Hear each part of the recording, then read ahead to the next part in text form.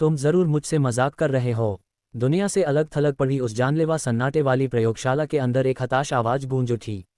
अपने माथे के सामने लटकते हुए बिखरे हुए भूरे बालों और क्रोध से भरी नीली आंखों के साथ डेमियन हस्टन ने अपने सामने खड़े व्यक्ति को घूर कर देखा। क्यों? उसने बड़ी मुश्किल से थूकते हुए अपने पेट को पकड़ा जहां उसे चाकू मारा गया था। जिस खंजर से उस पर वार किया गया था वह बहुत पहले ही उसके पेट से बाहर निकाल लिया गया था, जिससे खून लगातार बह रहा था। जिस जगह वह खड़ा था वह जगह अब खून से लथपथ थी। जैसे जैसे उसके शरीर से खून धीरे धीरे बहकर उसके पैरों के नीचे जमा होता गया, डेमियन को समझ नहीं आ रहा था कि उसे कहाँ गलती हुई है। क्या उम्मीद रखना उसकी गलती थी, या लोगों पर भरोसा करना शुरू करने से ही उसकी गलती हो गई? वह जन्म से ही अनाथ था और उसका कोई सहारा नहीं था, फिर भी उसने जीवन की हर चुनौती का सामना मुस्कुराते हुए किया। उसे पूरा भरोसा था कि एक दिन वह जरूर सफल होगा। इसलिए जब डेमियन को क्लोवर सिटी के सर्वश्रेष्ठ अस्पताल के प्रसिद्ध डीन द्वारा चुना गया तो उसे विश्वास हो गया कि उसका जीवन बेहतर मोड़ ले चुका है। उसने कभी सोचा भी नहीं था कि जिस व्यक्ति पर वह भरोसा करता था और जिसकी वह प्रशंसा करता था वह इस तरह उसकी पीठ में छुरा घोंपेगा। हालांकि ये सचमुच में सामने से किया गया छल था। मुझे पता है कि तुम गुस्से में हो डेमियन, लेकिन देखो। खून से सना खंजर पकड़े डॉक्टर विलियम डेमियन के 3 कदम करीब आए। उन्होंने मरते हुए आदमी को देखकर मुस्कुराते हुए ठंडे स्वर में कहा, मैं तुम्हें अपने नाम से यह शोध प्रकाशित करने नहीं दे सकता। रेजिडेंट डॉक्टर बनने के बाद से ही तुम मेरे लिए खतरा थे और इस एआई सिस्टम को बनाने में सफल होने के बाद तुम मेरे लिए और भी खतरनाक खतरा बन गए हो। डॉक्टर विलियम ने उनके बगल में तैर रहे नीले होलोग्राम की ओर देखा। होलोग्राम के नीचे एक घुमावदार कटोरे के आकार की संरचना थी जो चमकीली नीली रोशनी से जगमगा रही थी। ये डेमियन के शोध और वर्षों की कड़ी मेहनत का नतीजा था। एक एआई सिस्टम जिसे निदान के उद्देश्य से बनाया और डिज़ाइन किया गया था। डेमियन ने इसका नाम डैन रखा क्योंकि यह कई उद्देश्यों को पूरा कर सकता था: निदान, बीमारियों का उपचार और न्यूरोग्राफी। मौजूद सभी नैदानिक कृत्रिम बुद्धिमत्ताओं में से डैन में सबसे अधिक क्षमता थी। क्लोवर सिटी के नंबर 1 विश्वविद्यालय से प्रथम रैंक धारक के रूप में स्नातक करने वाले डेमियन ने इस एआई प्रणाली को कार्यशील बनाने के लिए वर्षों का परिश्रम किया था।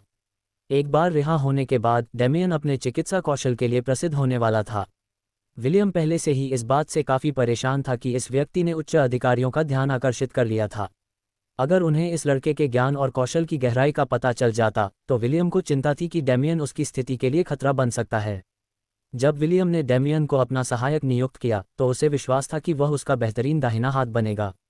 हालांकि उसे एक सहायक की ज़रूरत थी, लेकिन अगर उसका सहायक उससे आगे निकल गया तो उसका क्या होगा? चूंकि वह डेमियन और उसके कौशल को दबा नहीं सका तो बेहतर यही होगा कि वह इस खतरे को ही खत्म कर दे। विलियम के साथ आए लोगों में से एक ने रिकॉर्ड और डेटा कक्ष से बाहर निकलते हुए पीछे से कहा, हमने डेटा एकत्र कर लिया है प्रोफेसर। वह विलियम के पास गया और उसे वे जर्नल दिखाए जो उसने डेटा रूम से एकत्र किए थे। विलियम ने अपने आदमियों द्वारा इकट्ठा की गई पेन ड्राइव और डायरियों को देखा और मुस्कुराया। उसने डेमियन की ओर मुड़कर कहा, चिंता मत करो मेरे लड़के, इतने सालों तक मेरे लिए इतनी मेहनत करने के लिए मैं तुम्हें कुछ पल का गौरव जरूर दूंगा। उसने अपने हाथों में मौजूद खंजर अपने साथ लाए गुंडों की ओर फेंक दिया और कहा, इस जगह को जला दो, कोई निशान मत छोड़ना। उसने शैतानी चमकती आंखों से डेमियन की ओर देखा और पागलों जैसी मुस्कान के साथ कहा, दुनिया को पता चले कि एक अनाथ बच्चा दुनिया की भलाई के लिए काम करते हुए मर गया, लेकिन अफसोस उसके प्रयास व्यर्थ गए। और मैं, जो अपने होनहार छात्र की मेहनत को व्यर्थ जाते हुए नहीं देख सकता था, मैंने जिम्मेदारी संभाल ली। मेरा नाम सबको पता चले। हा हा हा हा हा। वह आदमी पीछे मुड़े बिना चला गया, डेमियन को उस सुनसान प्रयोगशाला में अकेला छोड़कर, जो जल्द ही आग की चपेट में आ गई। जैसे ही आग की लपटों ने डेमियन को घेर लिया, उसने अपनी आंखें बंद कर लीं और निराशा में एक आखिरी चीख निकाली। ये ठीक नहीं है, इस तरह मरना ठीक नहीं है। हालांकि भयंकर आग ने उसकी उग्र दहाड़ के साथ साथ उसकी लड़खड़ाती सांसों को भी शांत कर दिया। तारांकन तारांकन तारांकन तारांकन तारांकन। बहुत दर्द हो रहा है, बहुत दर्द हो रहा है। एक नया इनपुट डिवाइस मिल गया है। सिस्टम को रीबूट किया जा सकता है। रीबूटिंग शुरू हो गई। ये सब क्या हो रहा है? कहीं उस नीच कमीने ने मेरी लाश के साथ कुछ तो नहीं किया? डेमियन ने गुस्से से सोचते हुए अपनी आंखें खोलने की कोशिश की। सिस्टम रीबूट हो रहा है। 20% पूरा हो गया है। 50%, 90%, 100%। स्थानांतरण पूर्ण हुआ। AI Dan cook. डेमियन ने हौंफते हुए अपनी आंखें खोलीं। जमीन पर लेटे हुए उसकी आंखों के सामने चमकीला नीला आकाश आ गया। क्या मैं मरा नहीं हूं? ये कैसे संभव था जब वह आग के सागर में दफन था? घातक चोट का पता लगाने में विफलता। सुलभ जानकारी एकत्र करने की अनुमति मांगना। सुलभ जानकारी एकत्र करने की अनुमति मांगना। आगमनकर्ता से सुलभ जानकारी एकत्र करने की अनुमति मांगना। वही यांत्रिक आवाज डेमियन के सिर में गूंज रही थी, जो पहले से ही दर्द से धड़क रहा था। आवाज जितनी तेज चलती, उसका सिर उतना ही दर्द करने लगता। डेमियन ने अपने सिर को उस हाथ से पकड़ लिया जिसे वह हिला सकता था और जोर से चिल्लाया, आह चुप रहो। उसके दिमाग में गूंज रही आवाज अचानक रुक गई। डेमियन ने राहत की सांस ली, लेकिन 2 सेकंड बाद ही उसकी आंखों के सामने एक नीली स्क्रीन दिखाई दी। स्क्रीन दिखाई देते ही डेमियन चौंक गया। ये क्या है? सिस्टम होस्ट की इच्छाओं का पालन करता है। वॉइस कमांड बंद कर दिए गए हैं। क्या? डेमियन को पूरा यकीन था कि उसे मतिभ्रम हो रहा है।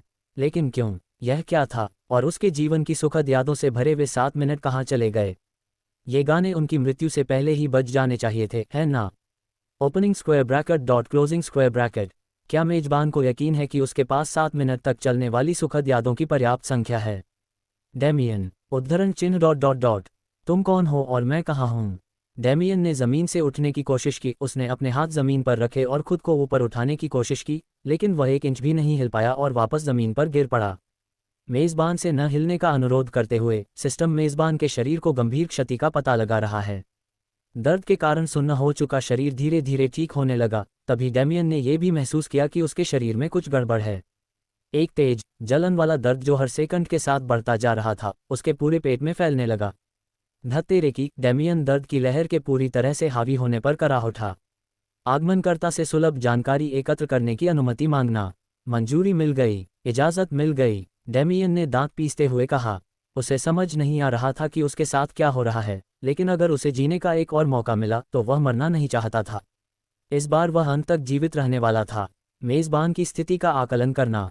Opening square bracket closing square bracket opening square bracket closing square bracket. परीक्षा पूरी हो गई है, कृपया इसे देखें। इससे पहले कि डेमियन पूछ पाता कि क्या हो रहा है, उसके सामने एक और स्क्रीन आ गई। हालांकि इस स्क्रीन पर कोई शब्द प्रदर्शित नहीं हुए, बल्कि उस पर एक एक्स-रे और अन्य रिपोर्टें दिखाई गईं। अरे बाप रे, क्या तुम सच कह रहे हो?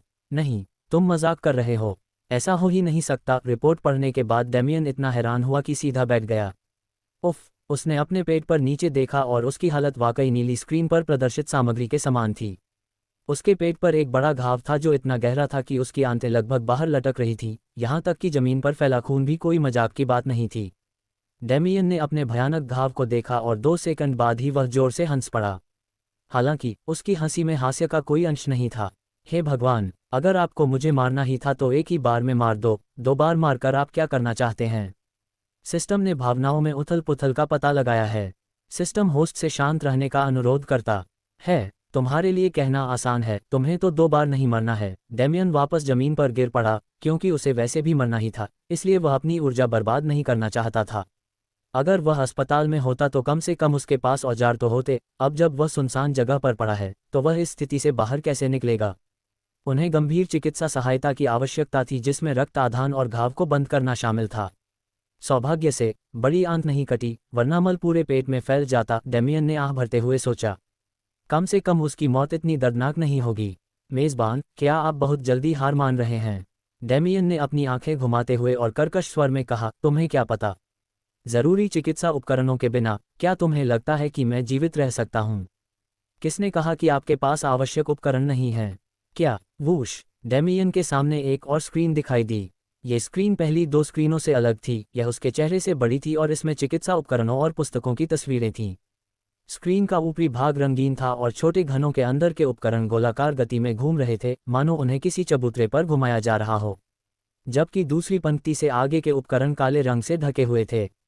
ये तो पहुंच से बाहर ही होंगे, डेमियन ने बुदबुदाते हुए कहा। उसकी निगाहें उन उपकरणों पर टिकी थीं जिन्हें अभी तक अनलॉक नहीं किया जा सका था।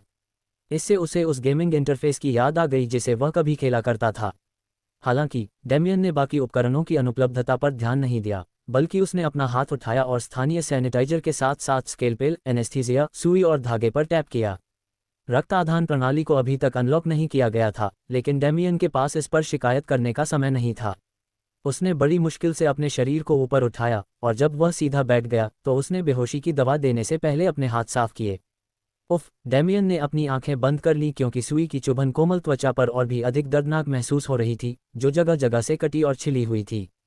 एनेस्थीसिया दिए जाने के बाद डेमियन ने इसके असर होने का इंतजार किया, जिसमें ज़्यादा समय नहीं लगा। अपने शरीर के निचले हिस्से में सुन्नापन महसूस करते हुए डेमियन ने स्केलपेल उठाया और कहा, चलो देखते हैं क्या होता है। अपने कुशल हाथों से उसने कई दिनों से रिस रहे घाव पर जमे सड़े हुए मांस को साफ किया और फिर नए बने घावों से रिस रहे खून को भी साफ किया। उसकी निगाह खेदपूर्वक उस ट्रैनिक्सेमिक एसिड पर पड़ी जो बंद और दुर्गम था, इससे पहले कि वह अपना ध्यान अपने घाव पर वापस केंद्रित करे। ठीक है, चलो इसे खत्म करते हैं। सड़े हुए मांस को हटाने के बाद डेमियन ने सुई और धागे से घाव को सिल दिया। उसका हाथ त्रुटिहीन गति से चला और फिर रुक गया जब उसने स्केलपेल से ही धागे को काट दिया। भगवान का शुक्र है, डेमियन ने राहत की सांस ली जब उसने देखा कि घाव से खून बहना बंद हो गया है। हालांकि सर्जरी पूरी तरह सफल नहीं हुई थी, डेमियन को कोई शिकायत नहीं थी क्योंकि इतना ही उसकी जान बचाने के लिए काफ़ी था। मेज़बान ने सफलतापूर्वक एक जान बचाई। जीवन रक्षक कृपा जोड़ 1। क्या मेजबान घाव को एक ही बार में ठीक करने के लिए त्वरित उपचार का उपयोग करना चाहता है? डेमियन, क्या आप यह विशेष पुरस्कार मुझे कुछ सेकंड पहले नहीं दे सकते थे? डेमियन ने अपने हाथ आगे फैलाकर तथाकथित सिस्टम से सवाल किया। सिस्टम होस्ट के शब्दों का अर्थ नहीं समझ पा रहा है। कृपया इसे सरल शब्दों में दोहराएं। तुम छोटे से। डेमियन ने अपनी आंखें बंद कर लीं और गुस्से को दबाते हुए गहरी सांस ली। फिर उसने अपना सवाल बदलते हुए कहा, अगर तुम बिना मुझे सर्जरी किए ही मेरा इलाज कर सकते थे तो तुमने मुझे खुद अपना इलाज करने के लिए कहा ही क्यों? डैन का अस्तित्व डेमियन हस्टन को एक महान डॉक्टर बनाने के लिए है। क्या ये तो नहीं है? क्या मेजबान को डैन को बनाने के लिए कहे जाने से पहले दुनिया का सर्वश्रेष्ठ डॉक्टर बनने की इच्छा नहीं थी? वो, डेमियन ने अपनी भौहें सिकोड़ते हुए कहा, मैं बनना तो चाहता था लेकिन मुझे नहीं लगता कि मैं अब और जारी रखना चाहता हूँ। उनकी मृत्यु इसलिए हुई क्योंकि उनके कौशल अपने वरिष्ठ से कहीं बेहतर थे। आगे आने वाले खतरों को जानते हुए भी वे उसी रास्ते पर क्यों चलते? तो चलिए होस्ट से एकत्रित डेटा का उपयोग करते हैं। सिस्टम आपको डेमियन हस्टन की छवि दिखाकर प्रेरित करेगा, जो एक डॉक्टर बनने के लिए बेताब था। नहीं, रुको, उसका काला अतीत नहीं। हा हा हा। डेमियन के कानों में नशे में धुत लोगों की हंसी की आवाज़ गूंज रही थी और जैसे ही उसने स्क्रीन पर देखा कि वह अपने दोस्तों के साथ एक छोटे से रेस्तरां में बैठा है, उस पर शर्मिंदगी की लहर दौड़ गई। उसे वह दिन याद था। ये वही दिन था जब उसकी 3 साल पुरानी प्रेमिका धोखा देते हुए पकड़ी गई थी। उसने उसे अपने अपार्टमेंट में एक दूसरे आदमी के साथ पाया, फिर भी उसके चेहरे पर जरा भी पछतावा नहीं दिखा। बल्कि उसने आगे बढ़कर कहा, मैं तुम्हारे जैसे अनाथ की तरह जीने की बजाय एक बेहतर जीवन जीना चाहता हूँ। क्या ऐसा चाहना गलत है? इसलिए डेमियन ने बुरी तरह नशे में धुत होने से पहले अपने दोस्तों को फ़ोन किया था। मैं डॉक्टर बनूंगा, बस देखते रहो। डेमियन, जो अपनी वर्तमान उम्र से काफ़ी छोटा दिख रहा था, हाथ में सस्ती शराब का गिलास लिए हुए ऊंची आवाज़ में शेखी बघार रहा था। एक बार डॉक्टर बन जाने के बाद मैं सैकड़ों जिंदगियां बचाऊंगा। हर कोई मेरा नाम जानेगा और मैं आरामदेह जीवन जीऊंगा। मेरे पास गाड़ियां होंगी, एक शानदार घर होगा और नौकर होंगे जो मेरे लिए खाना बनाएंगे और सफाई करेंगे। मुझे अब की तरह ये सब झंझट नहीं करने पड़ेंगे। डेमियन ने अपना ड्रिंक एक ही घूंट में ख़त्म कर दिया। उसने अपना गिलास मेज पर पटक दिया और हौंफते हुए बोला, और मेरे पास बहुत सारी लड़कियां होंगी जो मेरे कीमती हाथों को थामने के लिए बेताब होंगी। एक लड़की मेरे दाहिने हाथ पर होगी और दूसरी मेरे बाएं हाथ पर। जोई को मुझे धोखा देने का पछतावा होगा। बस रुको रुको। डेमियन ने अपना चेहरा एक हाथ से ढक लिया और दूसरा हाथ ऊपर उठाया। मुझे ये शब्द याद हैं, इन्हें दोबारा दोहराने की कोई ज़रूरत नहीं है। जो लोग अपने सपनों के प्रति सच्चे नहीं रह सकते, वे बेकार हैं। इसलिए सिस्टम ने होस्ट को कचरा कहने का फैसला किया है। अरे, एक मिनट रुको। डेमियन ने अपना हाथ नीचे किया और स्क्रीन की ओर देखा। अगर तुम डैन हो तो तुम्हें प्रयोगशाला में जो हुआ वो याद होना चाहिए, है ना? मेरी असाधारण क्षमताओं की वजह से ही मेरी मौत हुई थी। तो मैं सिस्टम आपत्ति करना चाहता है। होस्ट की मौत का कारण उसकी कुशलता नहीं बल्कि उसके निर्णय की कमी थी। गलत लोगों पर भरोसा करने से अंततः मेजबान की मृत्यु हो गई। डैन भोलेपन से दूसरों पर भरोसा करने वाले लोगों को मूर्ख समझता है। इसलिए यह मेजबान के खाते में एक नया शीर्षक जोड़ेगा, मूर्ख। अब क्या मेजबान अपने डर के कारण भाग्य से मिले दूसरे अवसर को बर्बाद कर देगा और अपना जीवन व्यर्थ कर देगा, या वह दुनिया का सर्वश्रेष्ठ डॉक्टर बनने और अपने सपने को साकार करने का विकल्प चुनेगा? एक बेकार डॉक्टर या एक दिव्य चिकित्सक, आप कौन सा रास्ता चुनेंगे? डेमियन ने अपने दांत पीस लिए। हालांकि वह डैन की बातों को नकारना चाहता था, लेकिन उसे यह स्वीकार करना पड़ा कि वह सही था। ठीक है, डेमियन ने गुस्से से कहा, मैं दूसरा विकल्प चुनूंगा। मैं एक दिव्य चिकित्सक बनूंगा। ठीक है। सिस्टम ने होस्ट की प्रोफाइल से ट्रैश और फूल टैग हटा दिए हैं। धन्यवाद। डेमियन ने आह भरी और उसने इनाम के तौर पर मिली तत्काल उपचार क्षमता का इस्तेमाल किया। इंस्टेंट हील का उपयोग किया गया। वर्तमान इंस्टेंट हील 0। उसके पेट के निचले हिस्से पर जले के निशान गायब हो गए और वह घाव जो 3 से 4 महीनों में ठीक होना चाहिए था, पल भर में ठीक हो गया। घाव का सिर्फ एक निशान रह गया था, लेकिन डेमियन को कोई शिकायत नहीं थी। घाव इतना गहरा था कि उसे 4 महीने तक बिस्तर पर रहना पड़ा। उसकी देखभाल करने वाला कोई नहीं था, इसलिए डेमियन 3 सप्ताह से ज्यादा बिस्तर पर नहीं रह सकता था, 3 महीने तो दूर की बात है। सौभाग्य से उसके पास डैन था। चलिए अब आसपास देखते हैं, ठीक है। अब जब डेमियन ठीक महसूस कर रहा था तो वह अपने वर्तमान स्थान के बारे में और अधिक जानकारी प्राप्त करना चाहता था। उसके शव को कहाँ फेंका गया था, इस पर निर्भर करते हुए उसे शहर लौटने में काफ़ी समय लग सकता था।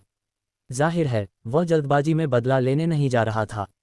डेमियन इतना मूर्ख नहीं था कि ऐसा करे। विलियम की मौजूदा ताकत को देखते हुए अगर वह उससे भिड़ता तो चींटी को कुचलने जितना आसान होता। डेमियन को इसका प्रत्यक्ष अनुभव था। वह बस इतना चाहता था कि घर में रखे पैसे और कार्ड लेकर कहीं छिप जाए। लेकिन अचानक उसके विचार रुक गए जब उसने अपना सिर पीछे झुकाकर आकाश की ओर देखा। साफ नीले आकाश में डेमियन ने अपने सिर के ऊपर एक विशाल वस्तु को उड़ते हुए देखा। हालांकि वह न तो हवाई जहाज था और न ही हेलीकॉप्टर। यह एक ड्रैगन था। डेमियन की आंखें चौड़ी हो गईं और उसके चेहरे का सारा खून सूख गया। ड्रैगन? क्या वह एक ड्रैगन को देख रहा था? डैन कमीने, मुझे कहाँ ले आए? डेमियन हकलाते हुए जल्दी से जमीन पर लेट गया। वह तब तक मरने का नाटक करने वाला था जब तक कि वह विशालकाय चीज उसके पास से न गुजर जाए। सिस्टम होस्ट से अनुरोध करता है कि वह सिस्टम को ऐसे अश्लील और भद्दे नामों से न पुकारे। क्या ये जरूरी है? डेमियन उस छोटे बदमाश पर झल्लाया जो बेवजह बड़बड़ा रहा था। मैं कहाँ हूँ? तुम मुझे कहाँ लाए हो? क्या ये सच में मेरी दुनिया है? यह एक दूसरे आयाम में स्थित एक छोटा शहर है। जो ड्रैगन आपको ऊपर उड़ता हुआ दिखाई दे रहा है वह एक जानवर मानव है, और जिस शहर में हम इस समय हैं उसका नाम ब्रिस्टोरिया है। तो ये पृथ्वी नहीं है? डेमियन ने आंखें फाड़कर पूछा। तो फिर मेरे शरीर का क्या? पृथ्वी पर मेरे पैसे और घर का क्या हुआ? Opening square bracket closing square bracket. मेजबान के आशावाद को देखकर डैन अचंभित है। इतनी खतरनाक आग में मेजबान का जीवित रहना कैसे संभव हो सकता था?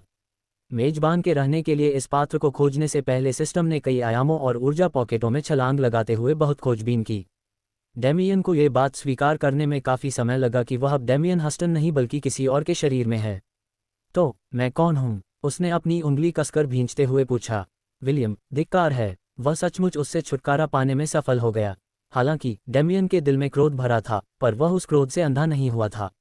एक अनाथ होने के नाते वह एक बात को लेकर बिल्कुल स्पष्ट था। जिनके पास कोई शक्ति नहीं होती उन्हें केवल मोहरे के रूप में इस्तेमाल किया जा सकता है। और डेमियन विलियम के हाथों की एक ऐसी ही मोहरा था। अगर वह अपने ही शरीर में पुनर्जीवित भी हो जाता तो विलियम के खिलाफ वह क्या कर पाता? डेमियन के पास पैसे नहीं थे, इसलिए विलियम ने उनकी पढ़ाई के लिए आर्थिक सहायता भी प्रदान की। उसके जैसे गरीब अनाथ का वह विलियम जैसे व्यक्ति का क्या बिगाड़ सकता था? ये पात्र ब्रिस्टोरिया का युवराज था। तुमने क्या कहा? युवराज? डेमियन उत्साह से सीधा बैठ गया। सुखमय जीवन जीने के अपने सपने को याद करके उसकी आंखें खुशी से चमक उठीं। कृपया ध्यान दें, मेजबान, ये शव ब्रिस्टोरिया देश के युवराज का था, लेकिन बाद में उसके सगे भाई ने उसे मार डाला। उसकी पशुवत प्रकृति नष्ट कर दी गई और उसे देशद्रोही करार दिया गया, जिसके परिणामस्वरूप उसे अंततः ये दंड मिला कि उसका नाम मिटा दिया गया और शाही परिवार की वंशावली से उसका नाम हटा दिया गया। जब डेमियन ने सिस्टम के शब्द सुने तो उसके चेहरे की मुस्कान जम गई। क्या उसे नष्ट कर दिया गया? क्या उसका केंद्र नष्ट हो गया? क्या ये बहुत ही बुरा नहीं था? और क्या इसमें और भी कुछ है? डेमियन ने निराशा से कहा। हाँ, सिस्टम द्वारा पता लगाई गई यादों से मेजबान के पूर्ववर्ती को भी इस छोटे शहर की एकमात्र महिला जनरल से शादी करने से पहले गुलाम के रूप में चिन्हित किया गया था। जाहिर तौर पर यह वर्तमान सम्राट द्वारा विक्टोरिया वोल्फ नामक महिला सेनापति को जंजीरों में बांधने के लिए किया गया था। डेमियन ने अपनी आंखें बंद कर लीं और उसके चेहरे पर ऐसा भाव था मानो उसने कोई मक्खी खा ली हो। हालांकि वह इस दुनिया के बारे में बिल्कुल अनजान था, फिर भी डेमियन एक बात समझ गया था। उसका वो नीच भाई उसका खून पीने पर तुला हुआ था। इकलौती महिला जनरल को जंजीरों में बांधना, ये तो गुलाम से उसकी शादी करवाकर उसे अपमानित करने जैसा है। हा हा हा हा, डेमियन हंसते हुए बोला। उसकी आंखों से आंसू बह रहे थे। उसकी हालत बहुत खराब थी।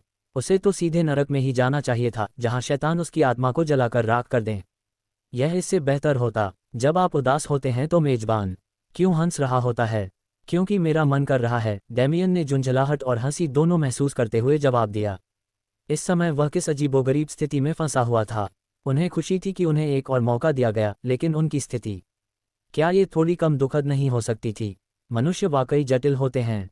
डेमियन, ये सिस्टम ऐसे क्यों बोल रहा था जैसे कोई आदमी अपनी प्रेमिका के साथ पहली बार झगड़ा कर रहा हो। उसने आह भरी और विनती की, डैन, क्या तुम इस शरीर की यादें मुझमें स्थानांतरित कर सकते हो? हाँ। Closing square bracket. एक पल बाद डेमियन को अपने सिर में तेज दर्द महसूस हुआ। एक के बाद एक यादें उसके दिमाग में उमड़ने लगीं और जब तक ये प्रक्रिया रुकी, डेमियन पसीने से भीग चुका था। उसने अपनी आंखें बंद कर लीं और पुरानी यादों को आत्मसात करने की कोशिश की। उसकी स्थिति वाकई उसकी उम्मीद से कहीं ज्यादा खराब थी। जो भी हो, चलो हालात के साथ चलते हैं। उसने अपना सिर उठाया, साफ नीले आकाश की ओर देखा और स्वच्छ हवा में सांस ली। कई वर्षों तक वह दान बनाने के लिए प्रयोगशाला में बंद रहा। ऐसा लगता था मानो डेमियन धूप में रहने का मतलब ही भूल गया हो। ठीक है, चूंकि मुझे दूसरा मौका मिला है, मैं अपनी जिंदगी पूरी तरह से जीऊंगा, उसने मुट्ठी भींचकर कहा। उसे अपने मन में जो भी पछतावा था, वह इस जीवन में उसकी भरपाई जरूर करेगा। कौन जाने, शायद इस जन्म में उसकी किस्मत महिलाओं के मामले में अच्छी हो जाए। हाँ, बस मजाक कर रहा हूँ। डेमियन जमीन से उठा और अपने कपड़ों से धूल झाड़ी। अब हम घर चलें, डैन, डेमियन ने सिस्टम से कहा। होस्ट, घर वापस जाने के लिए दाईं ओर मुड़ें। जरूर। डेमियन उस रास्ते पर चल पड़ा जो उस शरीर के घर की ओर जाता था जिसमें वह रह चुका था।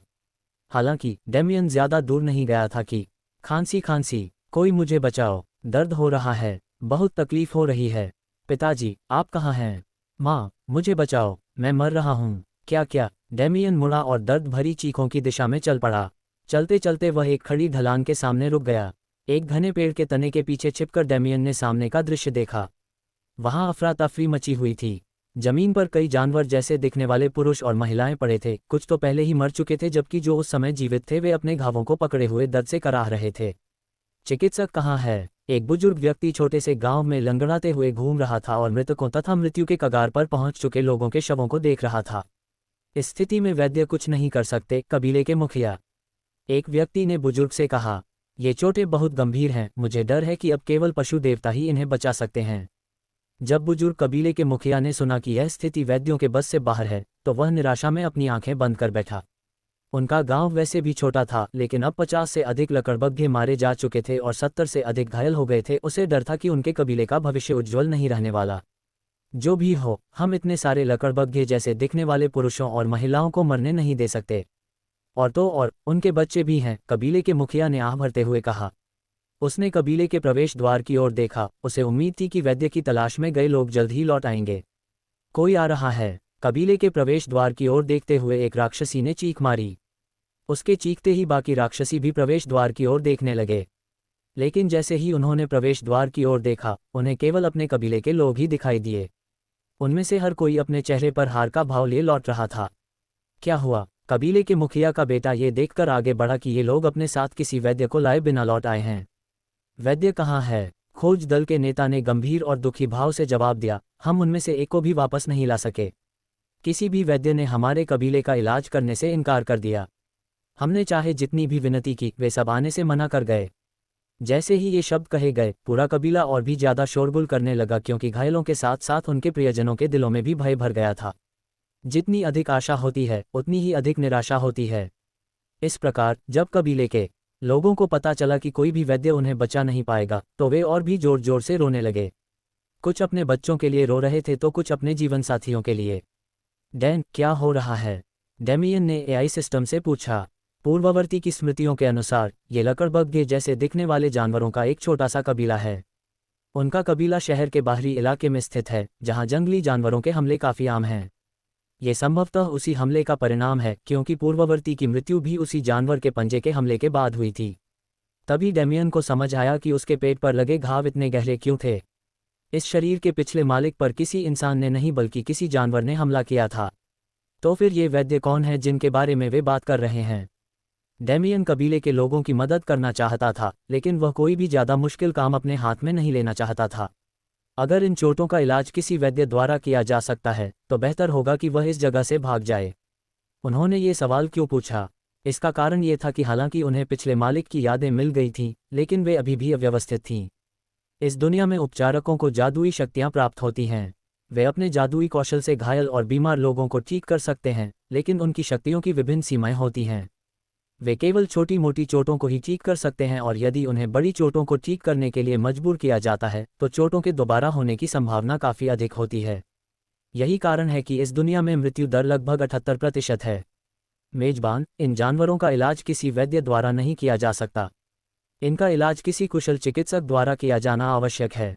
डेमियन ने होंठ सिकोड़ते हुए उन जंगली जानवरों के कबीले को देखा जो मानो सारी उम्मीद खो चुके थे। सच कहूं तो वह लकड़बग्घे जैसे जंगली जानवरों के कबीले के बीच में कूदना बिल्कुल नहीं चाहता था।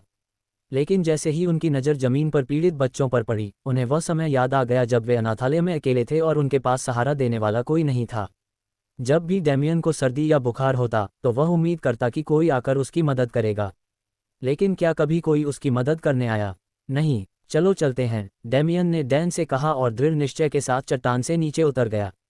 वह डरा हुआ तो था, लेकिन इसका मतलब यह नहीं था कि वह एक डॉक्टर के रूप में अपनी जिम्मेदारी से पीछे हट जाएगा। चूंकि वह इन लोगों की जान बचा सकता था, इसलिए वह अपना सर्वश्रेष्ठ प्रयास करेगा।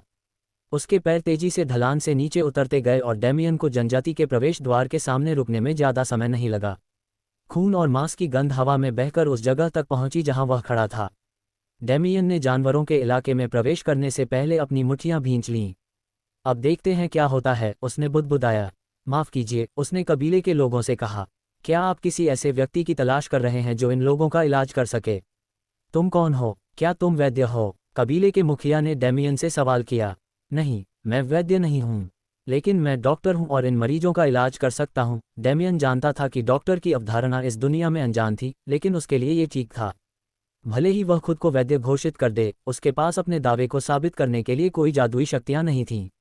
उपचारक कहने के बजाय खुद को डॉक्टर कहना बेहतर था। डॉक्टर साहब, यह क्या है? कबीले के मुखिया के बेटे जैले ने भौहें चढ़ाते हुए पूछा। मैंने ऐसी बात पहले कभी नहीं सुनी। बेशक तुमने नहीं सुना होगा, क्योंकि मैंने ही तो इसे अभी अभी पेश किया है। डेमियन ने माथे से पसीने की एक बूंद टपकते हुए सोचा। डॉक्टर वह होता है जो जादुई शक्तियों का इस्तेमाल किए बिना अपने मरीजों का इलाज कर सकता है। डेमियन ने कबीले के सदस्यों को समझाया और बदले में उसे कई निगाहों का सामना करना पड़ा। कुछ निगाहें तिरस्कारपूर्ण थीं, कुछ में सवाल थे और कुछ में अविश्वास था। इनमें से किसी भी नज़र में विश्वास झलक नहीं रहा था। क्या तुम हमसे मजाक कर रहे हो? एक हट्टा कट्टा लकड़बग्घा आगे बढ़ा। उसने चमड़े की पैंट के अलावा कुछ नहीं पहना था। उसके शरीर का ऊपरी हिस्सा कई निशानों से ढका हुआ था। उसने डेमियन को घूरते हुए कहा, अगर तुम्हें लगता है कि तुम इस समय हमारी स्थिति का मजाक उड़ा सकते हो तो तुम बिल्कुल गलत हो, लड़के। रॉबिन, शांत रहो, जैले ने डेमियन को धमकाने वाले उस जानवर से कहा। वह उस युवक की ओर मुड़ा और उससे बोला, मैं नहीं जानता कि तुम कौन हो, लेकिन तुम्हें यहाँ से चले जाना चाहिए। भले ही हम लकड़बग्घे हों, हमें सम्मान के साथ मरने का अधिकार है। उसे लगता है कि तुम उन लोगों में से हो जो उनके कबीले को नीचा समझते हैं। डेमियन ने बेबसी से आह भरी। जाहिर तौर पर लकड़बग्घे जैसे दिखने वाले ये जीव सबसे निचले दर्जे के जीवों में से एक थे और बाकी कबीले उनके साथ अच्छा व्यवहार नहीं करते थे, क्योंकि उनके कबीले के सदस्य चोर और अपराधी बनने की प्रवृत्ति रखते थे। हालांकि सभी ने एक ही रास्ता नहीं अपनाया, लेकिन लकड़बग्घों के प्रति सामाजिक कलंक काफ़ी मजबूत था और उन्हें अन्य जनजातियों द्वारा बहिष्कृत कर दिया गया था। यही कारण था कि वैद्यों ने ये काम करने से इनकार कर दिया। संभवतः इसका कारण ये था कि उन्हें भुगतान में धोखाधड़ी होने का डर था। लेकिन डेमियन के पास इन मरीजों का इलाज करने के लिए पैसे के अलावा भी अपने खुद के कारण थे। क्या आप वाकई चाहते हैं कि मैं चला जाऊं? डेमियन ने कबीले के सदस्यों से पूछा। मुझे नहीं पता कि कोई वैद्य इस मामले को देखेगा या नहीं। ऐसी संभावना बहुत कम है ना? तो क्या बेहतर नहीं होगा कि मैं उनके जख्मों को देख लूं? कौन जानता है, शायद मैं उन्हें किसी भी वैद्य से बेहतर ठीक कर सकूं। क्या तुम खुद जाओगे या मैं तुम्हें बाहर निकाल दूं? रॉबिन ने अपनी मुट्ठी उठाई जो डेमियन के चेहरे के आकार की थी और उसे दिखाते हुए कहा, अगर तुम्हें चलने में दिक्कत हो रही है तो बस कह दो। डेमियन ने अपनी उंगलियां भींच लीं। उसे महसूस हुआ कि यह सिर्फ धमकी नहीं थी, इस आदमी का हर शब्द सच था। अगर वह नहीं गया तो रॉबिन नाम का यह आदमी उसे जाने पर मजबूर कर देगा। तथापि ये लोग मरने वाले हैं, डेमियन ने ठंडी आवाज में कहा। तभी डैन ने आई ऑफ ऑब्जर्वेशन नामक कौशल को सक्रिय किया, जिससे डेमियन मरीज की त्वचा और मांस के पार देख सकता था। वाह, इस तरह मुझे एक्सरे मशीन न होने की चिंता नहीं करनी पड़ेगी, डेमियन ने जमीन पर पड़े मरीज के शरीर की सावधानीपूर्वक जांच करते हुए सोचा। तुम? रॉबिन मुड़ा और डेमियन को मारने के लिए मुंह के उठाए, लेकिन डेमियन टस से मज नहीं हुआ, बल्कि उसने रॉबिन को सख्त निगाहों से देखा। उसने कहा, अगर तुम मुझे उनका इलाज नहीं करने दोगे तो भी वे मर जाएंगे। तो मुझे एक मौका क्यों नहीं देते? उन्होंने पहले ही कुछ मरीजों की जांच कर ली थी और उन्हें निदान के साथ साथ उपचार योजना भी मिल चुकी थी। लेकिन जब तक ये लोग उन्हें इलाज करने की अनुमति नहीं देते, डेमियन कुछ नहीं कर सकते थे। उनके शब्दों ने उन लोगों के दिलों को छू लिया जो अपने प्रियजनों का इलाज करने के लिए वैद्य के आने का इंतजार कर रहे थे। यह आदमी सही था। उनके कबीले के प्रति सभी के मन में व्याप्त नफरत और पूर्वाग्रह के कारण वैद्य उनके मामले को गंभीरता से लेने वाले नहीं थे। दरअसल उनकी मदद करने कोई नहीं आएगा। चूंकि उस समय यही स्थिति थी। मैं चाहता हूँ, उफ, मैं इलाज करवाना चाहता हूँ। पेट चीरा हुआ एक आदमी जमीन पर लेटा हुआ करा रहा था। अरे, उसके बगल में खड़ी स्त्री अपने पति के ये शब्द सुनकर चौंक गई। ये आदमी तो वैद्य भी नहीं था। क्या अपने पति का इलाज उससे करवाना खतरनाक नहीं था? वैसे भी मुझे मरना ही है, तो क्यों न इसे आजमाया जाए। उस आदमी ने अपनी पत्नी से कहा, जो कुछ कहना तो चाहती थी लेकिन अपने पति के पेट पर गहरे घाव को देखकर चुप हो गई, क्योंकि वे चुपचाप मौत का इंतजार नहीं कर सकते थे। महिला ने दांत पीसते हुए डेमियन की ओर मुड़कर कहा, कृपया मेरे पति की चोटों को देख लीजिए डॉक्टर साहब। जरूर, डेमियन ने संतुष्ट मुस्कान के साथ सहमति जताते हुए अपने बगल में खड़े जानवरों की ओर देखा। क्या आप थोड़ा साफ पानी और साबुन ला सकते हैं? भले ही उसके पास सैनिटाइजर था, लेकिन अगर वह बिना हाथ धोए इस आदमी का इलाज करता तो ये स्वच्छता के लिहाज से ठीक नहीं होता। लेकिन जाओ, कबीले के मुखिया ने आखिरकार बोलना शुरू किया। उनकी कठोर आवाज़ खामोश कबीले में दबदबे के साथ गूंज उठी। ये नौजवान सही कह रहा है, कोई भी हमारे कबीले का इलाज नहीं करेगा, क्योंकि हमारे कबीले के सदस्य मरने की कगार पर हैं। तो फिर असहाय होकर अपने सदस्यों को मरते देखने के बजाय हमें हर संभव कोशिश करनी चाहिए। कबीले के मुखिया के चेहरे पर शोक का भाव स्पष्ट रूप से झलक रहा था। उसने आह भरते हुए उदास स्वर में कहा, कम से कम इस तरह हम खुद को ये तो बता सकते हैं कि हमने उन्हें बचाने की पूरी कोशिश की। रॉबिन ने घृणा से अपने होंठ सिकोड़ लिए। उसे डेमियन पर भरोसा नहीं था, जो अचानक उनके कबीले में आ गया था। यह एक बहुत बड़ा संयोग लग रहा था। उसने डेमियन को घूरते हुए कहा, तुमने जो कहा है वही करो। अगर तुम मेरे कबीले के लोगों की जान बचाने में नाकाम रहे तो सिर्फ एक मुक्का काफ़ी नहीं होगा। ये गुस्से भरे शब्द कहकर वह आदमी मुड़ा और चला गया। वह डेमियन के कहने पर पानी और साबुन लाने जा रहा था। डेमियन को उस जानवर जैसे दिखने वाले व्यक्ति की बातें सुनकर हंसी आ गई। हालांकि उन्होंने उससे बहस करने में अपना समय बर्बाद नहीं किया। उनकी कुशलता ही काफ़ी थी। थोड़ी देर बाद रॉबिन पानी और साबुन से भरा एक बड़ा बर्तन लेकर लौट आया। डेमियन ने इन दोनों चीज़ों का इस्तेमाल करके अपने हाथ अच्छी तरह धोए और फिर जमीन पर लेटे हुए आदमी की ओर देखने के लिए मुड़ा। अवलोकन की दृष्टि, अवलोकन नेत्र को सक्रिय करना। अवलोकन क्षमता सक्रिय होते ही डेमियन के सामने का दृश्य तुरंत बदल गया। अब वह एक तैरती हुई स्क्रीन को देख रहा था, जिस पर न केवल बाहरी बल्कि उस व्यक्ति के आंतरिक घाव भी दिखाई दे रहे थे। बैनपी वुल्फ का जहर पाया गया। विष को दूर करने के लिए आवश्यक जड़ी बूटियां। एम्बरफोर्ड, ड्वार्फ कैसल, मिल्कैपल और जायंट्स फिंगर। उदर महाधमनी, सुपीरियर मेसेंटेरिक धमनी और बड़ी धमनियां अप्रभावित हैं। छोटी आंत में कोई दरार नहीं है। बड़ी आंत को गंभीर क्षति पहुंची है। मलपेट के भीतरी भाग में फैल गया है। डेमियन की भौहें तन गईं। ये चोट उसकी उम्मीद से कहीं ज्यादा गंभीर थी। क्या हुआ? जब रॉबिन ने देखा कि डेमियन नाराज है तो वह उसका मजाक उड़ाए बिना नहीं रह सका। क्या तुम उसकी चोटों का इलाज नहीं कर सकते? इसीलिए तो मैंने तुमसे कहा था कि इतना घमंड मत करो। डेमियन ने मूर्ख की ओर देखा, फिर तुरंत अपनी नजरें हटा लीं। उसने कबीले के नेता की ओर देखा और उससे कहा, जाओ और ये जड़ी बूटियां ले आओ। बोलते समय वह उन जड़ी बूटियों के नाम दोहराता रहा जो उसे चाहिए थीं। अम्बरफोर्ड, ड्वार्फ कैसल, मिल्कैपल और जायंट्स फिंगर। इनकी क्या ज़रूरत है? कबीले के नेता ने भौहें चढ़ाकर सवाल किया। बैनपी भेड़िए के जहर का इलाज करने के लिए। बैनपी वुल्फ का जहर? क्या वह उस जहर से संक्रमित हो गया था? लैक, क्या तुम्हें उस जानवर ने थोड़ी देर पहले काट लिया था? जमीन पर लेटे हुए आदमी के बगल में खड़ी महिला ने सवाल किया। जब वह लेक्स नाम के व्यक्ति से सवाल कर रही थी तो वह काफ़ी उत्तेजित लग रही थी। डेमियन ने अपने पति से सवाल कर रही महिला की ओर शांत भाव से देखा, फिर कबीले के नेता की ओर मुड़ गया। समय बर्बाद करने का कोई समय नहीं है। उसने लेक्स के स्वास्थ्य संकेतों पर एक नज़र डाली और उनमें आई भारी गिरावट को देखा। इस स्थिति में हर सेकंड मायने रखता है, इसलिए कृपया जितनी जल्दी हो सके जड़ी बूटियों की व्यवस्था करें। मुझे समझ आ गया। कबीले के मुखिया की उम्मीद लगभग खत्म हो चुकी थी, क्योंकि उसे पता चल गया था कि लेक्स बैनपी वुल्फ के जहर से संक्रमित हो गया है। हालांकि लेक्स कबीले का सबसे अच्छा योद्धा था और कबीले का मुखिया इतनी आसानी से हार मानने को तैयार नहीं था। अगर उम्मीद की एक भी किरण बची थी तो वह उसे थामे रखेगा। कोई जाकर जड़ी बूटियां ले आओ। कबीले के मुखिया ने उन सदस्यों को आदेश दिया जो कबीले के लिए जड़ी बूटियां इकट्ठा करने के लिए जिम्मेदार थे। हाँ, कोई भीड़ को चीरता हुआ उस झोपड़ी में घुस गया जहां जड़ी बूटियां रखी थीं, लेकिन उसी समय सब लोग डेमियन की काबिलियत पर सवाल उठा रहे थे। क्या यह आदमी वाकई बैनपी वुल्फ के जहर का इलाज कर सकता है? कबीले के मुखिया, क्या आप सचमुच इस आदमी को ऐसे ही खिलवाड़ करने देंगे? बानप्पी भेड़िए का जहर कोई ऐसी चीज़ नहीं है जिसे हल्के में लिया जा सके।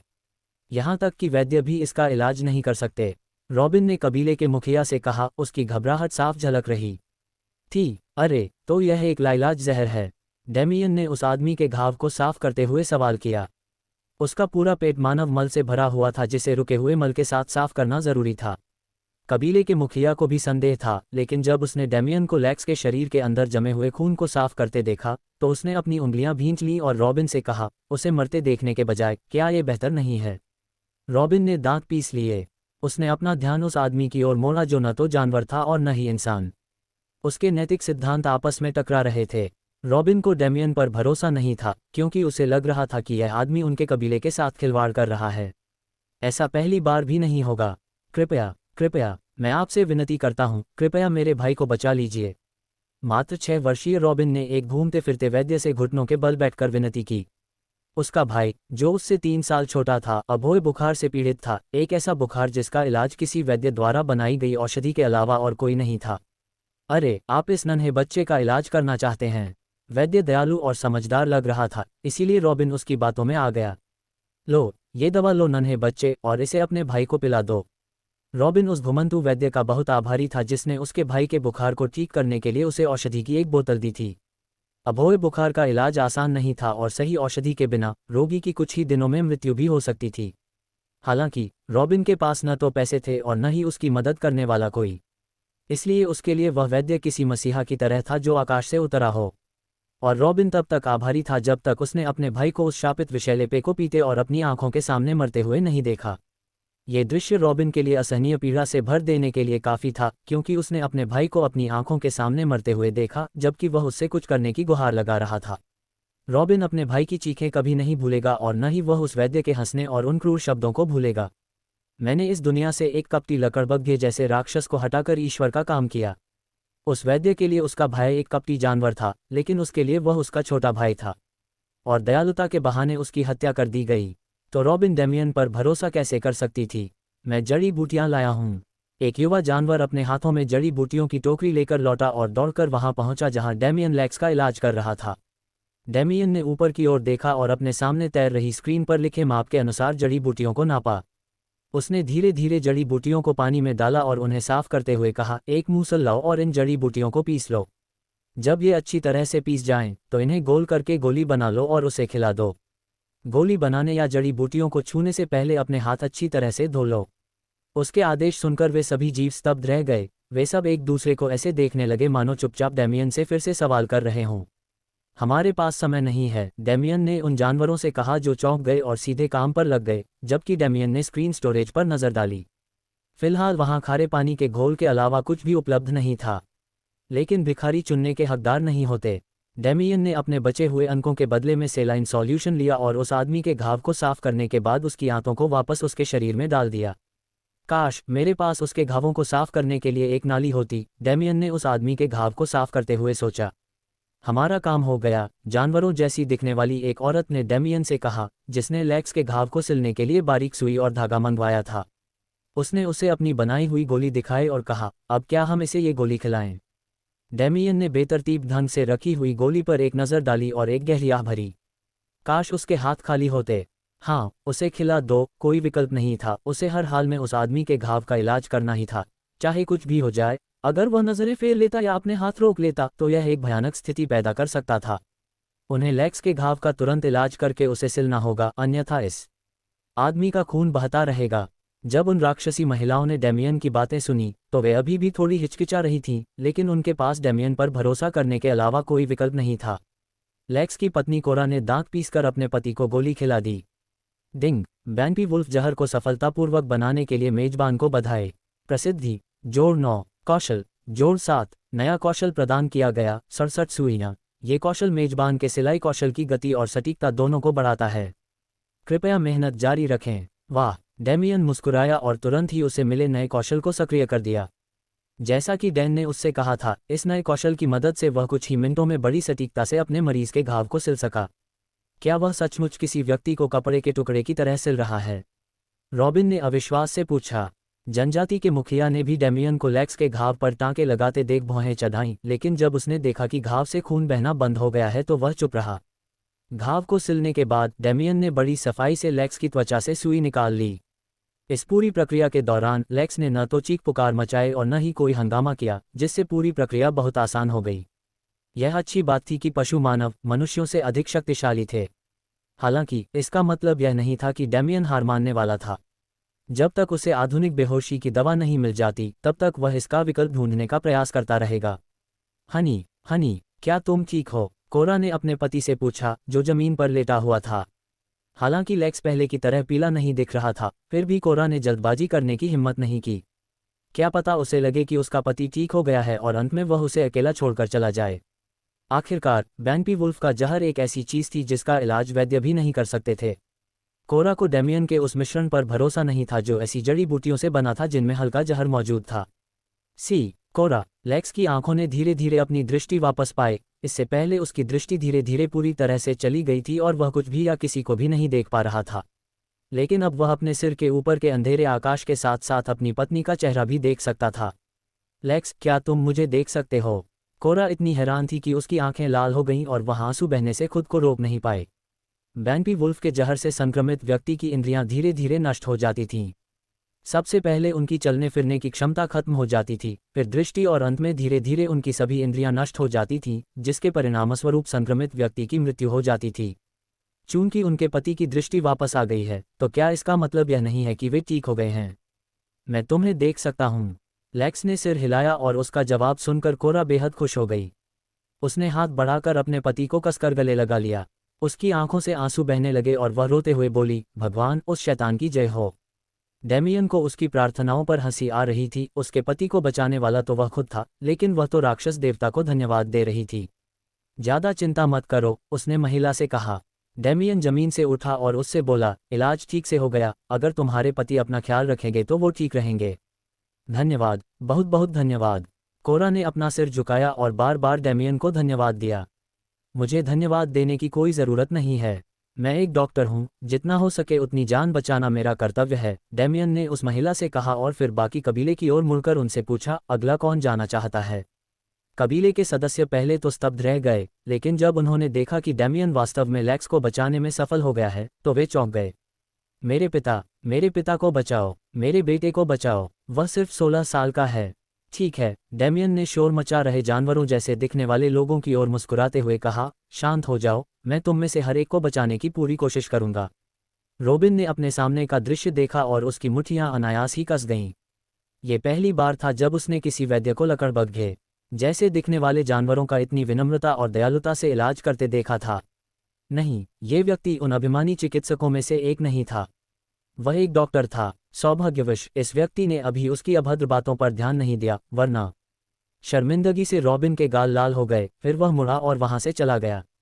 कबीले की मुखिया में ने रॉबिन की पीठ की ओर देखा और आह भरी। ऐसा लगता है कि वह अब भी यह मानने को तैयार नहीं है कि यह आदमी सचमुच हमारी मदद करने के लिए यहाँ आया है। इसके विपरीत, मुझे लगता है कि उसने सच्चाई स्वीकार कर ली है, जैले ने सिर हिलाते हुए कहा। अगर रॉबिन के बारे में मेरी समझ सही है तो वह बस शर्मिंदा है। रॉबिन के जाने का डेमियन पर नगण्य प्रभाव पड़ा और वह मरीजों का इलाज करता रहा। बेशक वह सभी को नहीं बचा सका क्योंकि कुछ मरीजों का बहुत अधिक खून बह गया था और उनके घाव बहुत गंभीर थे। हालांकि किसी ने भी डेमियन को दोषी नहीं ठहराया। ये जानवर जैसे दिखने वाले लोग आज रात अपने 50 कबीले के सदस्यों को दफनाने के लिए पहले से ही तैयार थे। इसकी तुलना में 2 कबीले के सदस्यों को दफनाना कहीं बेहतर था। लेकिन डेमियन के लिए, जो इन दोनों जानवरों को नहीं बचा सका, यह उसके आत्मसम्मान पर एक बहुत बड़ा आघात था। मुझे लगा था कि मुझे अब कुछ और सीखने की जरूरत नहीं है, लेकिन ऐसा लगता है कि मुझे अभी भी बहुत कुछ सीखना है। उसने मुट्ठी भींचते हुए उन जानवरों को घूर कर देखा जो बैंपी भेड़ियों के हाथों मारे गए 2 जानवरों को कफन से ढक रहे थे। अगर वह काफी तेज होता तो इन दोनों की जान बचाई जा सकती थी। नेता में ने मृत 2 पशु पुरुषों के बगल में खड़े होकर प्रार्थना करते हुए अपने हाथ जोड़ लिए। दिवंगत आत्माओं के लिए प्रार्थना करते समय लीडर में ने जो कुछ भी कहा, डेमियन को उसका एक भी शब्द समझ नहीं आया। हालांकि उसने तब तक इंतजार किया जब तक नेता मेई की प्रार्थना समाप्त नहीं हो गई और वह जाने ही वाली थी कि तभी महाराज, नेता में लंगड़ाते हुए डेमियन के पास पहुंची और उससे कहा, हमारे कबीले के सदस्यों को बचाने के लिए आपका धन्यवाद। अगर आपने हम पर दया नहीं दिखाई होती तो हमें बहुत बड़ा नुकसान उठाना पड़ता। मैंने वही किया जो मैं कर सकता था। डेमियन ने न तो बहुत अहंकार दिखाया और न ही विनम्रता से कहा, चूंकि मैं इन लोगों की जान बचा सका, इसलिए जब उन्हें मदद की जरूरत थी तो उनकी अनदेखी करना मेरे लिए क्रूरता होती। नेता मेई ने डेमियन की बातों पर मुस्कुरा दिया। ये युवक दयालु और उदार प्रतीत होता था। वह उन वैद्यों से अलग था जो केवल अमीर और शक्तिशाली लोगों की सेवा करते थे। चाहे कुछ भी हो जाए, तुमने फिर भी हमारे कबीले की मदद की है। उसने पीछे खड़ी छोटी लड़की की ओर मुड़कर डेमियन से कहा, यह हमारे कबीले की ओर से एक छोटा सा उपहार है, कृपया इसे अस्वीकार मत करना। जैसे ही उसने बोलना शुरू किया, लड़की लकड़ी की ट्रे हाथ में लिए आगे बढ़ी और ट्रे के ऊपर यह एक फल था। चमकीली बैंगनी त्वचा और नीले पत्तों वाले इस फल के केंद्र में एक जगमगाता नीला रत्न था जो देखने में हीरे जैसा लग रहा था, लेकिन वास्तव में वह हीरा नहीं था। डेमियन देख सकता था कि रत्न वास्तव में नर्म और जेली जैसा था, केवल उसकी दिखावट ही रत्न जैसी थी। हाउंडहॉ फल विशेषताएं। दर्द निवारक के रूप में उपयोग किया जाता है। विकसित विशेषताएं। इसका उपयोग प्रकाश का जादू बनाने के लिए किया जा सकता है, जिसे कीमोथेरेपी के विकल्प के रूप में इस्तेमाल किया जा सकता है। आवश्यक सामग्री, ड्वार्फ चेरी, रेवन कैट्स पॉ, मूंग थॉर्न, ट्रोल पॉपी। जादू रचने के लिए शेष सामग्री एकत्र करें। डेमियन सामने प्रदर्शित जानकारी को पढ़कर दंग रह गया। उसकी आंखें चमक उठीं और उसने डैन से पूछा, क्या तुम भी ऐसा कुछ कर सकते हो? होस्ट के वर्तमान शरीर में अभी भी एक निश्चित मात्रा में माना शक्ति मौजूद है जिसे सिस्टम की व्यवस्था के अनुसार रूपांतरित और डिज़ाइन किया जा सकता है, भले ही इसका अधिकांश भाग दबा दिया गया हो और नष्ट कर दिया गया हो। तो क्या यह उस शरीर की वजह से था जिसमें वह रह रहा था? लेकिन फिर भी किसी न किसी रूप में यह बात समझ में आती थी। ये दुनिया इंसानों की दुनिया नहीं थी, बल्कि जानवरों की दुनिया थी जहां जादू और ताकत का बोलबाला था और वे ही राज करते थे। वे इस तरह की दुनिया में एक अपवाद नहीं बन सकते थे। ये काफ़ी अच्छी बात थी कि इस शरीर की जादुई शक्ति के अवशेषों का उपयोग डैन द्वारा जादुई मंत्र बनाने के लिए किया जा सकता था, जिनका उपयोग दूसरों के इलाज के लिए किया जा सकता था। उसकी नज़र स्क्रीन के खरीदारी वाले सेक्शन पर पड़ी और जैसा कि डेमियन को उम्मीद थी, वहाँ कीमोथेरेपी मशीन या डायलिसिस मशीन जैसी कोई चीज़ बिक्री के लिए उपलब्ध नहीं थी। दरअसल वे इस अनुभाग में मौजूद ही नहीं थे।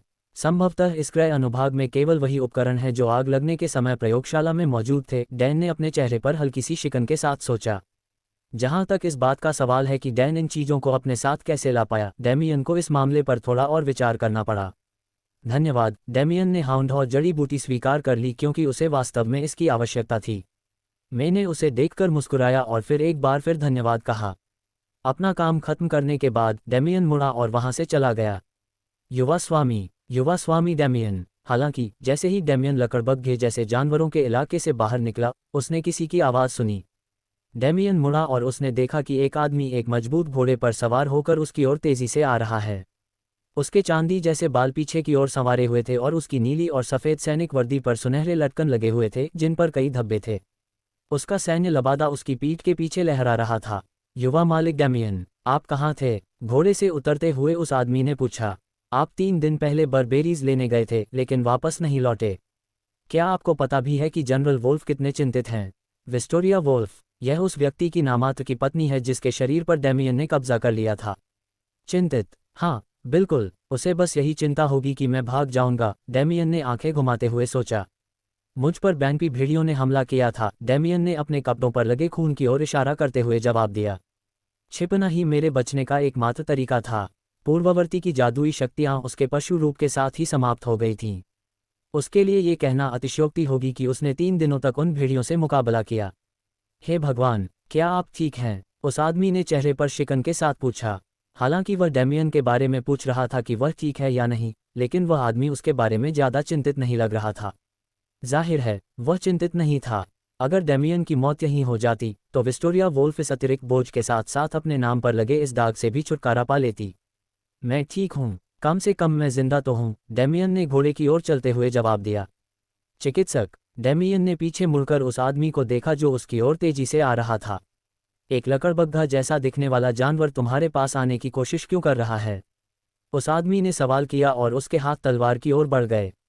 अपनी तलवार निकालने की कोई ज़रूरत नहीं है ज़ेवियर, डेमियन ने ज़ेवियर को रोकते हुए कहा, क्योंकि आखिरकार उसे उस गार्ड का नाम याद आ गया जिसे विस्टोरिया ने उसे सौंपा था।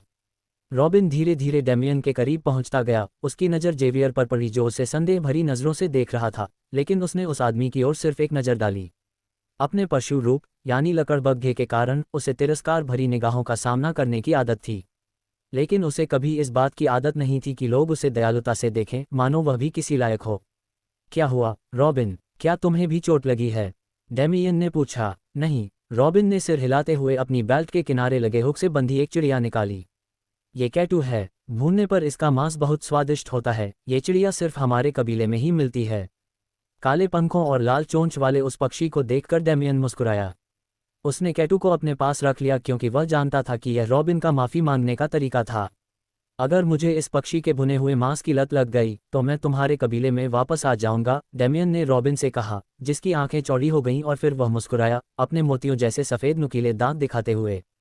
उसने अपनी मुट्ठी से 2 बार अपनी छाती पर प्रहार किया और फिर कहा, सब कुछ मुझ पर छोड़ दीजिए। डॉक्टर, डेमियन ने सिर हिलाया और फिर जेवियर की मदद से घोड़े पर चढ़ने से पहले मुड़ गया। जेवियर, जिसने डेमियन को घोड़े पर चढ़ने में मदद की, ने लकड़बग्घे जैसे दिखने वाले उस प्राणी की ओर देखा जो सचमुच आभारी लग रहा था। फिर उसने अपनी नज़रें हटा लीं। उसने अपना चाबुक उठाया और घोड़े के पिछले पैर पर मारा। घोड़ा हिनहिनाया और लकड़बग्घे जैसे प्राणियों के इलाके से तेजी से भाग निकला। डॉक्टर, आप कभी भी हमारे कबीले में आ सकते हैं।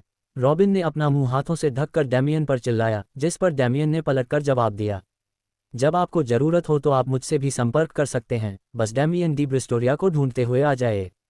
रॉबिन ने हाथ हिलाकर यह संकेत दिया कि उसे बात समझ आ गई है। जैसे ही घोड़े ने अपनी गति बढ़ाई, विशालकाय जानवर जैसे दिखने वाले प्राणी अंधेरे में एक छोटे से काले धब्बे में तब्दील हो गए और फिर पूरी तरह से गायब हो गए। अब आपकी क्या योजना है, युवा स्वामी? जेवियर ने डेमियन के सिर के पिछले हिस्से की ओर देखते हुए पूछा। अगर वह डेमियन का सिर खोलकर उसके अंदर क्या चल रहा है यह नहीं देख सकता, तो डेमियन को पूरा यकीन था कि वह आदमी अब तक ऐसा कर चुका होता। योजना बनाने से तुम्हारा क्या मतलब है? क्या तुमने उस जानवर जैसे दिखने वाले आदमी की बात नहीं सुनी? मैंने तो बस उसके कबीले के लोगों की चोटों का इलाज करके उनकी मदद की, डेमियन बड़बड़ाया। वह समझता था कि जेवियर को उस पर शक क्यों था, लेकिन उसे इसे इतना स्पष्ट करने की कोई ज़रूरत नहीं थी। ये सरासर अपमानजनक था। क्या आपका मतलब यह है कि आप, जिन्होंने चिकित्सा पर केवल कुछ ही किताबें पढ़ी हैं, अचानक लोगों का इलाज करना जानते हैं? और क्या आप वह बात भूल गए हैं कि आपको देशद्रोही माना जाता है? या फिर ये तथ्य कि शाही परिवार से जुड़ने के प्रति वोल्फ परिवार की कड़ी अस्वीकृति के बावजूद सम्राट ने आपको वोल्फ परिवार के पास भेजा था? जेवियर के सवालों से डेमियन का दिल बार बार छलनी हो रहा था। वह सांस लेते और छोड़ते हुए अपनी आंखें बंद कर रहा था। शांत हो जाओ, शांत हो जाओ। तुम इस आदमी को हरा नहीं सकते, क्योंकि तुम इस समय उससे लड़ नहीं सकते। बस इसे जाने दो, डेमियन ने सांस छोड़ने से पहले खुद से कहा। फिर उसने कहा, अगर तुम्हें शक है तो तुम खुद मामले की जांच कर सकते हो। तुम्हें मेरे बगल में इसीलिए तो रखा गया है ताकि तुम मेरी हर हरकत और हर जगह पर नज़र रख सको, है ना? फिर तुम्हें किस बात की चिंता है? चिंता मत करो, अगर जांच में थोड़ी देरी भी हो जाए तो विस्टोरिया तुम्हें दोष नहीं देगी। आखिर तुम उसके वफादार सेवक हो। डेमियन की बातें सुनकर जेवियर की भौहें तन गईं। उसे विश्वास था कि उसने अपने इरादों को काफ़ी सफाई से छिपा लिया था, यहाँ तक कि डेमियन के दूसरे और तीसरे भाई को भी कुछ पता नहीं चल पाया था। और वे दोनों मार्शल आर्ट में कुशल थे, तब भी जब उनके भाई की तरह उनकी दैवीय शक्ति नष्ट और दमित कर दी गई थी। फिर भी वह व्यक्ति जो अपने टूटे हुए आंतरिक अस्तित्व को ठीक करने का उपाय खोजने के लिए पागलों की तरह सारा समय पुस्तकालय में बिताता था, क्या वह अपने गुप्त कृत्यों को देख पाया? चूंकि बैंपी वुल्फ्स ने इतना शोर मचाया है तो वैद्य और सैनिक उन्हें खत्म कर देंगे, है ना? डेमियन ने बातचीत का विषय बदल दिया क्योंकि वह जेवियर जैसे लोगों से निपटने में माहिर नहीं था। उस आदमी के देखने का तरीका हर पल बदल रहा था और बदलाव से उसका मतलब था कि जेवियर की निगाहें और भी ज़्यादा जानलेवा होती जा रही थीं। मुझे नहीं लगता कि ऐसा होगा, जेवियर ने अपनी आंखें बंद कर लीं और घोड़े की लगाम कसकर पकड़ ली। वैद्य इतने अभिमानी हैं कि वे बान पे भेड़ियों जैसे घटिया जानवर को पाने के लिए अपनी जान जोखिम में नहीं डालेंगे, और सैनिकों की बात करें तो मैंने सुना है कि शाही परिवार उन्हें एलोरिया में हो रहे हंगामे को नज़रअंदाज करने के लिए रिश्वत दे रहा है। वोल्फ परिवार और कीम परिवार मिलकर एलोरिया शहर की देखरेख करते थे। वोल्फ परिवार तटस्थ था, जबकि ड्यूक की उपाधि धारण करने वाला कीम परिवार शाही परिवार के प्रति वफादार था। इसलिए यह कोई आश्चर्य की बात नहीं थी कि दोनों परिवारों के बीच कलह और संघर्ष के कारण शहर में अव्यवस्था फैली हुई थी। हालांकि विस्टोरिया का शाही सेना के आधे हिस्से पर नियंत्रण था, लेकिन बाकी आधा हिस्सा कीम परिवार के नियंत्रण में था। इस समय विस्टोरिया और वोल्फ परिवार के बाकी सदस्य दक्षिण में 4 सींग वाले अजगरों को काबू में करने की कोशिश कर रहे थे। कीम परिवार द्वारा पूरी स्थिति को नज़रअंदाज किए जाने पर वे इस गड़बड़ी से कैसे निपटेंगे? इससे भी महत्वपूर्ण बात यह थी कि एलोरिया शहर के पतन का एक और कारण था। वह कारण था वोल्फ परिवार द्वारा अपनी इकलौती बेटी की शादी इस परिवार के दूसरे भाई से करने से इनकार करना, जो अब सम्राट था। एमिलियानो डी ब्रिस्टोरिया ने वर्षों पहले अदालत में अपनी स्थिति मजबूत करने के लिए विस्टोरिया से शादी का प्रस्ताव रखा था। लेकिन वोल्फ परिवार हमेशा तटस्थ रहा था। अस्वीकृति निश्चित थी, लेकिन एमिलियानो ये जानते हुए भी अपनी छोटी सी योजना पर आगे बढ़ा और परिणाम वही हुआ जिसकी सभी को उम्मीद थी। भला किसने सोचा होगा कि एमिलियानो इस बात को दिल पर ले लेगा और वोल्फ परिवार को कुचल देगा। इसी वजह से अलाउरिया शहर, जो सदियों से वोल्फ परिवार के नियंत्रण में था, अब कीम परिवार के नियंत्रण में आ गया था और शहर का केवल आधा हिस्सा ही वोल्फ परिवार के अधिकार क्षेत्र में बचा था। मेरी किस्मत ही खराब है। अगर मुझे पुनर्जन्म लेना ही था तो किसी समृद्ध देश में जन्म लेना बेहतर होता। इसके बजाय मैं यहाँ आ पहुंचा, डेमियन ने उदास चेहरे के साथ अपनी किस्मत को कोसते हुए कहा। राजनीतिक मामलों की कोई जानकारी न होने के बावजूद डेमियन जानता था कि ये देश सुरक्षित नहीं है और युद्ध छिड़ने की बहुत अधिक संभावना है। उसके पास भागने की भी कोई जगह नहीं थी क्योंकि उसे गुलाम घोषित कर दिया गया था। अगर वह भागकर उस पागल सम्राट को भूलने की कोशिश करता तो उसकी पत्नी और उसके परिवार वाले सबसे पहले उसे मार डालते। तुम क्या सोच रहे हो? जेवियर ने उस आदमी को चुप होते देखा और सवाल किया। उद्धरण चिन्ह ... क्या अब मुझे सोचने का भी अधिकार नहीं है? क्या तुम उन पर भी जासूसी करने वाले हो? डेमियन ने भावहीनता से कहा और जब उसके पीछे खड़ा आदमी चुप हो गया तो उसने एक गहरी सांस ली। उस क्षण उसे सबसे ज्यादा खामोशी की ही चाह थी और उसी की सबसे ज्यादा जरूरत थी। दोनों ने 3 घंटे का सफर तय करने के बाद उस हवेली को पाया जो हलचल भरे शहर के बीचों बीच स्थित थी। रात काफी ढल चुकी थी, फिर भी सड़कें लोगों से भरी हुई थीं जो जोर जोर से हंसते गाते हुए सड़कों पर घूम रहे थे। जब जेवियर हवेली के द्वार के सामने रुका, जहां 2 गार्ड तैनात थे और उनमें से किसी ने भी उसे सलाम नहीं किया, तो डेमियन घोड़े से नीचे कूद गया। क्या हालत है? इस शरीर के साथ सचमुच एक बिन बुलाए मेहमान जैसा बर्ताव किया गया है ना? डेमियन ने अपनी जीभ चटकाए। गार्डों ने उन्हें सलाम नहीं किया, लेकिन उन्होंने जेवियर को तुरंत सलाम किया, जो घोड़े से नीचे कूद गया और अपनी पूरी ऊंचाई तक सीधा खड़ा हो गया।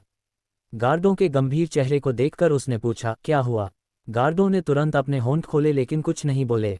इसके बजाय उन्होंने अपना सिर घुमाया और डेमियन की ओर देखा। डेमियन, यह आदमी कितना अलोकप्रिय था। डेमियन को इस बात में कोई दिलचस्पी नहीं थी कि गार्ड जेवियर के साथ क्या जानकारी साझा करने वाले थे। वैसे भी उसके पास डैन था जो उसे सब कुछ बताता रहता।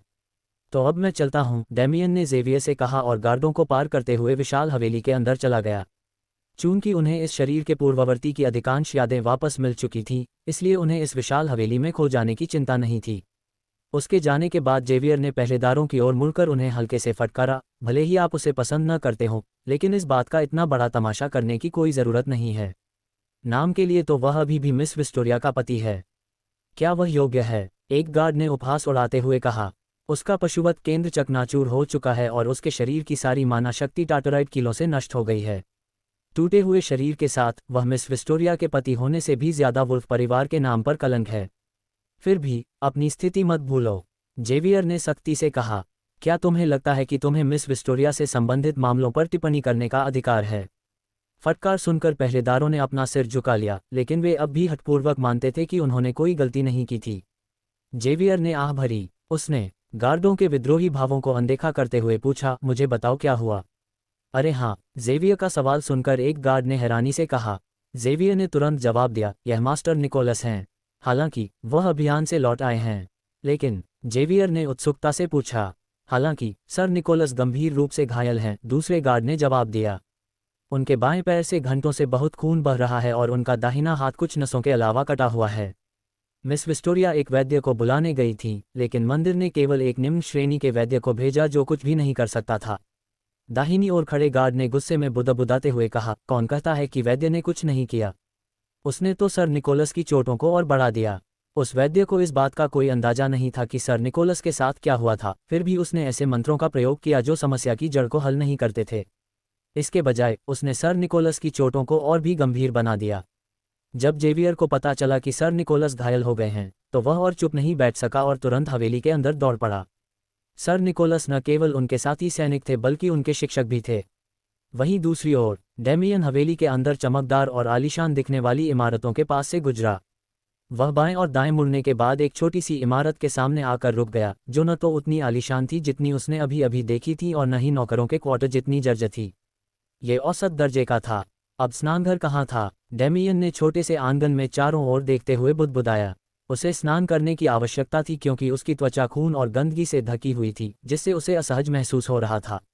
एक डॉक्टर होने के नाते उन्हें साफ सुथरा रहने की आदत थी और यह वर्षों में पहली बार था कि डेमियन इस तरह की गंदगी से सना हुआ था। भाई, आप कहाँ थे? डेमियन ने दो आवाज़ें सुनी। वह मुड़ा और उन दो बच्चों को देखा जो उसकी ओर दौड़ते हुए आ रहे थे। उनमें से एक 15 साल का लड़का था और दूसरी एक छोटी लड़की थी जो 10 या 11 साल की लग रही थी। इस दुनिया में ये दोनों डेमियन के भाई बहन थे, हेनरी और प्रिसिला। तुम दोनों अभी तक सोए क्यों नहीं हो? डेमियन ने दोनों बच्चों से पूछा। अनाथ पैदा होने के कारण डेमियन हमेशा से परिवार के स्नेह के लिए तरसता रहा था। हालांकि वह एक ऐसी विकट परिस्थिति में फंस गया था जहां उसके पिता की मृत्यु हो चुकी थी और उसकी मां बीमार थी और उस पर गुलामी का निशान था। डेमियन को अब भी लगता था कि वह अपनी दुनिया की तुलना में कहीं बेहतर स्थिति में है। कम से कम यहाँ वह अकेला तो नहीं था। कुछ लोग उसके बारे में चिंतित और परेशान महसूस करेंगे। हम कैसे सो सकते थे? हेनरी ने ठंडी आवाज़ में कहा। तुम 3 दिन से गायब थे और फिर हमें पहरेदारों से पता चला कि जिन पहाड़ों पर बर्फबेरी पाई जाती हैं उन पर बैंपी भेड़ियों ने हमला कर दिया है। चिंता के मारे प्रिसिला इन दिनों एक पल भी सो नहीं पा रही थी। छोटी बच्ची ने अपनी नीली आंखों में चिंता भरी नज़रों से डेमियन की ओर देखा। उसने सिर हिलाया और डेमियन से कहा, माँ भी चिंतित थी। हम घर से निकलकर तुम्हें ढूंढना चाहते थे लेकिन हमें इसकी अनुमति नहीं दी गई। प्रिसिला के बोलते ही उसकी आवाज़ धीमी होती चली गई। बेशक उन्हें घर से बाहर निकलने की अनुमति नहीं थी। उसके लापता होने के कारण विस्टोरिया और वोल्फ परिवार नहीं चाहेंगे कि उसके परिवार के बाकी सदस्य भाग जाएं, क्योंकि इससे उन्हें अनावश्यक परेशानी होगी। गुलाम होने के नाते उनके पास दूसरों के समान अधिकार नहीं थे। चिंता करने की कोई ज़रूरत नहीं है, मैं सही सलामत वापस आ गया हूँ ना, डेमियन ने उन दोनों से कहा और फिर मंद रोशनी वाले छोटे से घर की ओर मुड़ गया। क्या माँ जाग गई हैं? मैं बर्फबेरीज ले आया हूँ। वह सो रही है, हेनरी ने छोटे से घर की ओर चलते हुए जवाब दिया। वह कुछ देर पहले जाग रही थी लेकिन अचानक उसे खांसी आने लगी और उसने नाक बंद होने और गले में खराश की शिकायत की। इसलिए हमने उसे नींद की गोलियां दी और अब वह सो रही है। डेमियन ने हल्के से भौहें चढ़ाते हुए सोचा कि चूंकि वह पहले से ही सो रही थी इसलिए उसे जांच के लिए जगाने की कोई ज़रूरत नहीं थी। ठीक है, तो मैं सुबह उससे मिलूंगा, डेमियन ने लापरवाही से कहा। हालांकि उसके बगल में बैठे दोनों बच्चे गंभीर हो गए। हेनरी ने बिना सोचे समझे कहा, रॉयल, मेरा मतलब है माँ 3 दिनों से आपका इंतज़ार कर रही हैं, भाई डेमियन। और आप कह रहे हैं कि आप उनसे सुबह मिलेंगे। तुम्हें अभी जाकर उससे मिलना चाहिए, इससे माँ को तसल्ली हो जाएगी, प्रिसिला ने कहा। अरे यार, उसने गड़बड़ कर दी। डेमियन को किसी के द्वारा उसकी चिंता करने या उसकी परवाह करने की आदत नहीं थी, इसलिए उसने इस स्थिति को ठीक से नहीं संभाला। मैं भी उसे देखना चाहता हूँ लेकिन जैसा कि तुमने कहा सोने से पहले उसकी तबीयत खराब थी, तो मैं उसका ध्यान कैसे भटकाऊं और उसकी नींद में खलल कैसे डालूं? डेमियन ने हेनरी के सिर पर थपथपाते हुए कहा, मैं सुबह उससे मिल लूंगा, हमें मरीजों को परेशान नहीं करना चाहिए।